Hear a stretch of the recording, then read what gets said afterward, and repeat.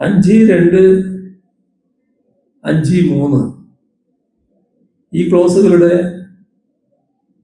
നഗ്നമായ ലംഘനമാണ് അദാനി ഗ്രൂപ്പിന്റെ ഓഹരി കൈമാറ്റം, അതിനുള്ള നീക്കം എന്നത് ആ ഘട്ടത്തിൽ സൂചിപ്പിച്ചതായിരുന്നു. അത്തരം ഓഹരി കൈമാറ്റത്തിന് സർക്കാരിന്റെ മുൻകൂർ അനുമതി ലഭ്യമാകണം.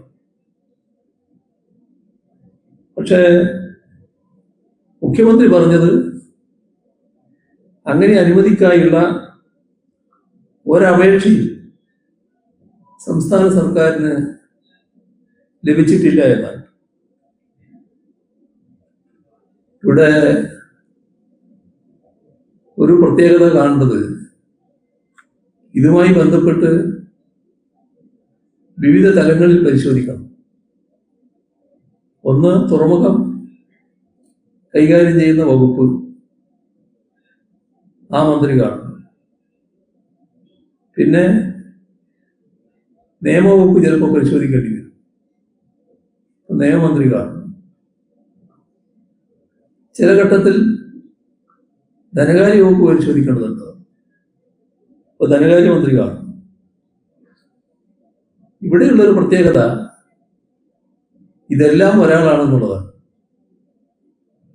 കേരളത്തിലെ മുഖ്യമന്ത്രിയാണ് ഈ വകുപ്പുകളെല്ലാം കൈകാര്യം ചെയ്യുന്നത്.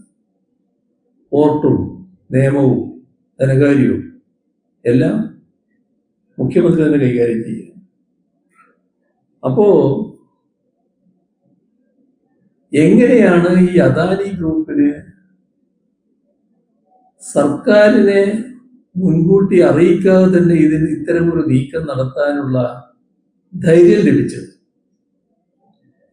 അവിടെയാണ് അതീവ ഗൗരവമായ സംശയം വരുന്നത്.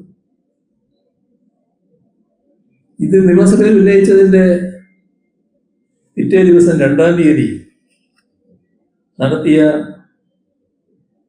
ഒരു പത്രസമ്മേളനം ഉണ്ടായിരുന്നു. ഞാൻ നടത്തിയ പത്രസമ്മേളനം. അതിനുശേഷം മുഖ്യമന്ത്രിയുടെ ഓഫീസ് ഒരു പത്രക്കുറിപ്പ് ഇറക്കുകയുണ്ടായി. അതില് കാര്യങ്ങൾ വളരെ ലാഘവത്തോടെയാണ് സമീപിച്ചത്. ഇതൊരു ഗുരുതരമായ കരാർ ലംഘനമാണ്. അദാനി ഗ്രൂപ്പിന്റെ ഭാഗത്തു നിന്ന് അതീവ ഗുരുതരമായ കരാർ ലംഘനം ഉണ്ടായിട്ടും കരാർ ലംഘനവുമായി ബന്ധപ്പെട്ട കാര്യങ്ങളിലുള്ള നിയമോപദേശം തേടുമെന്നോ ശക്തമായ നിയമ നടപടികൾ സ്വീകരിക്കുമെന്നോ ആ പ്രസ്താവനയിൽ മുഖ്യമന്ത്രി വ്യക്തമാക്കുന്നില്ല. ഒരു ബഹുരാഷ്ട്ര കുത്തകയ്ക്ക്